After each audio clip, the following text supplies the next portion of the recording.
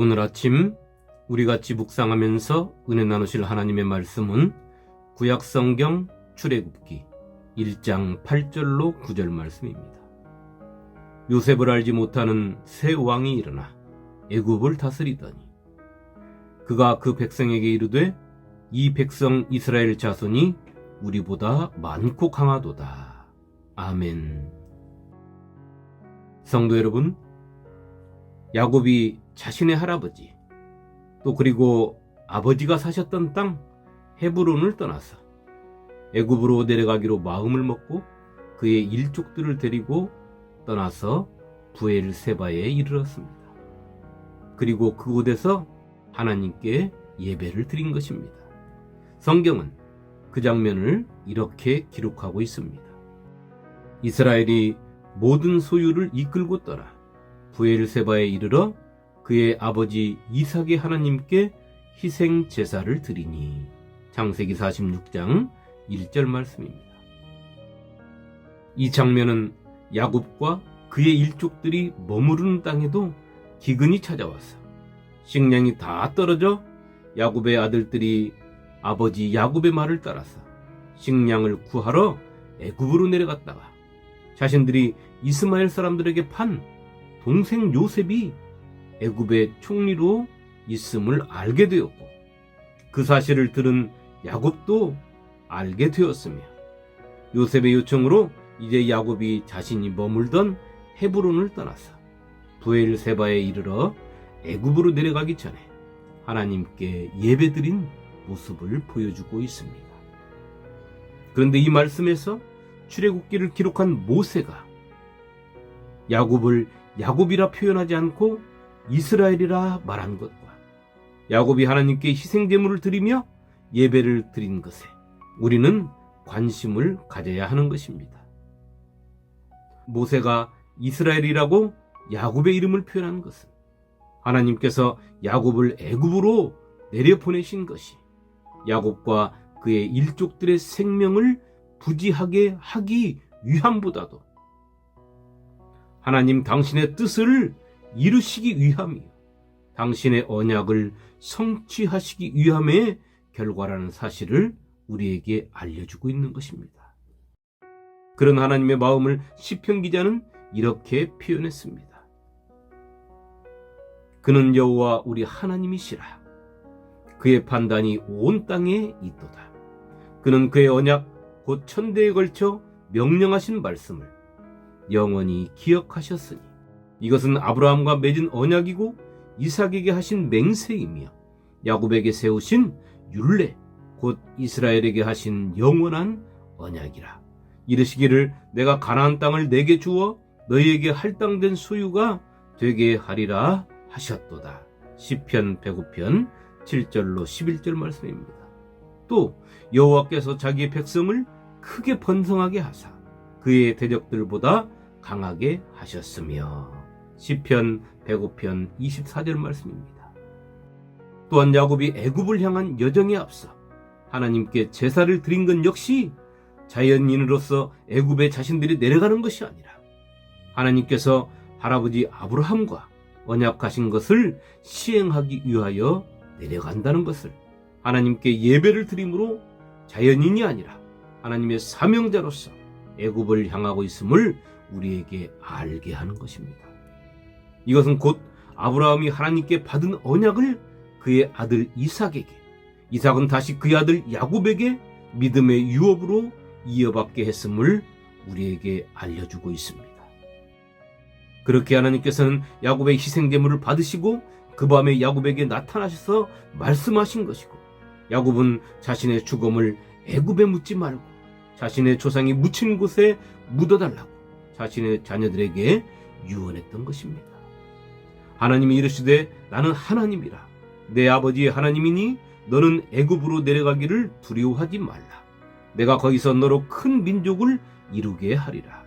내가 너와 함께 애굽으로 내려가겠고 반드시 너를 인도하여 다시 올라올 것이며 요셉이 그의 손으로 내 눈을 감기리라 하셨더라. 창세기 46장 2절로 3절 말씀입니다. 그리고 그가 그들에게 명하여 이르되 내가 내 조상들에게로 돌아가리니 나를 햇사람 에브론의 밭에 있는 굴에 우리 선조와 함께 장사하라. 창세기 49장 29절에 야곱의 유언의 말입니다. 그렇게 야곱은 이스라엘이라는 이름으로 자연인이 아닌 하나님의 사명을 띠고 애굽으로 내려온 것입니다. 그리고 430년의 세월 동안 하나님께서는 아브라함과의 언약을 충실하게 이행하셨습니다.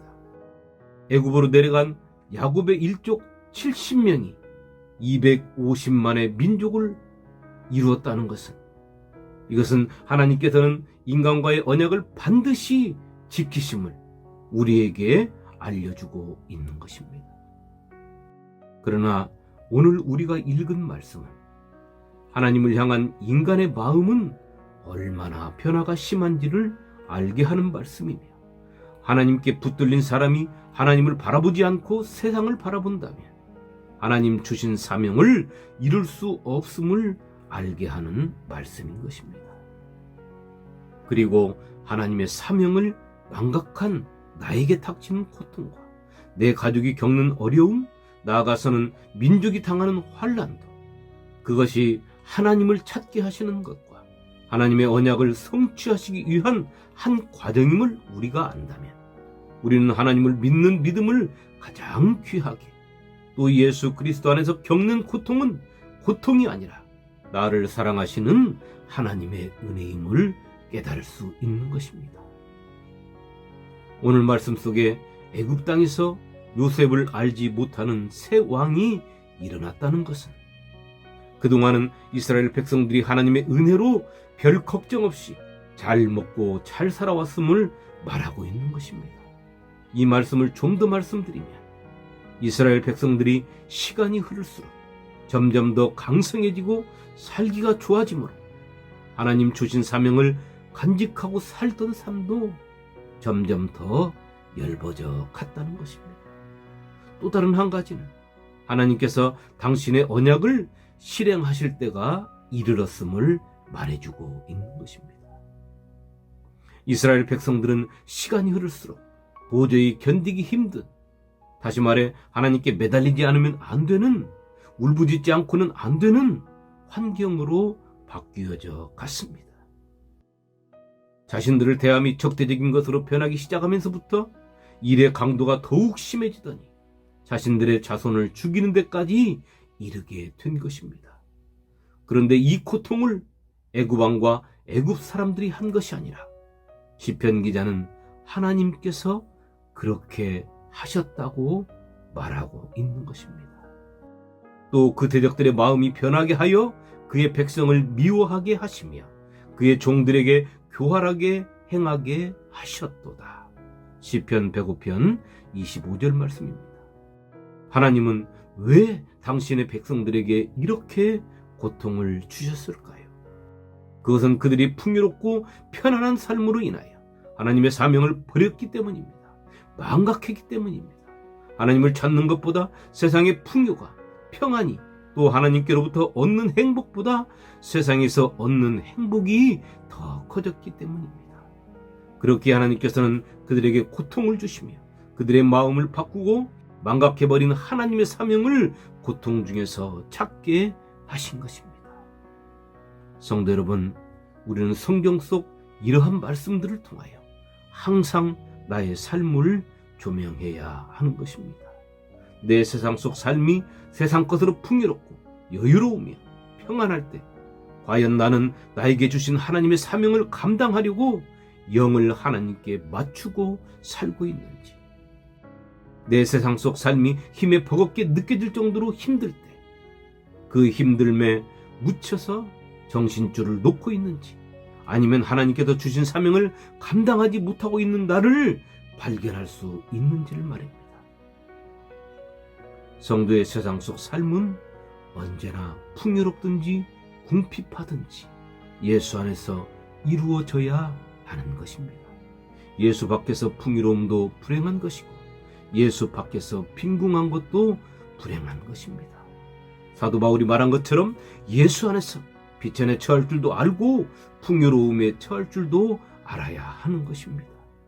그것은 내가 비천함에 처할 때 하나님을 찾을 수 있으며 내가 풍요로울 때 하나님 앞에서 교만에 빠지지 않을 수 있기 때문인 것입니다.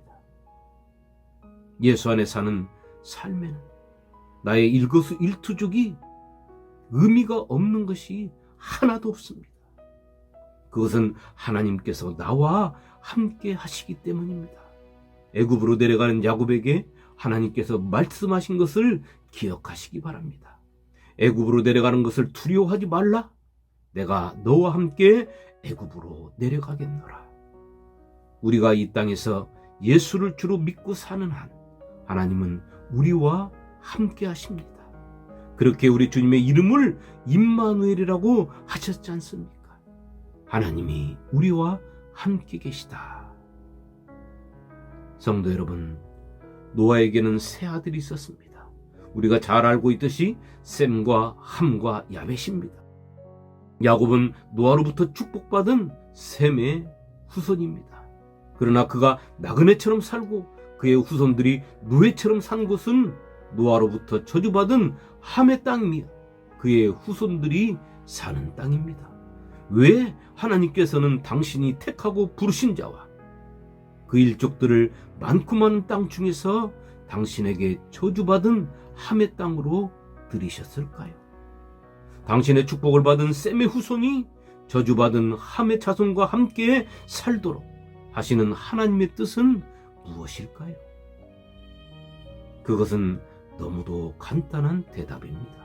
이 대답이 이 땅에서 성도로 사는 우리의 삶의 답이 되어야 하는 것입니다. 축복받은 셈의 후손을 저주받은 함의 지역으로 인도하신 것은 저주받은 함의 자손들을 축복받은 셈의 후손을 통하여 구원하시기 위한 하나님의 긍휼하신 사랑이시며 축복받은 셈의 후손과 저주받은 함의 후손을 같은 땅에서 살게 하신 것은 하나님께 축복받은 자의 삶을 그들에게 보여주므로 그들도 하나님 앞으로 돌아올 수 있는 은혜를 베풀어 주신 것입니다. 그렇게 예수 안에서 사는 자들은 이 세상 속에서 하나님께서 나와 함께 계신 것을 온전히 믿고 삶에서 세상 사람들에게 예수 안에서 사는 삶을 보여주고 알게 하며 살게 해야 하는 것입니다. 오늘 하루 나는 하나님과 함께 하나님 주신 사명을 감당하면서 사는 성도인지 아니면 나 홀로 독주하며 내 인생을 즐기며 사는 자연인인지를 살펴서 내가 성도로서 공인의 삶을 버리고 자연인의 삶을 누리고 있다면 나를 예수님께 인도하신 하나님의 은혜를 회복하는 복된 날이 되시기를 주님의 이름으로 축원합니다. 아멘.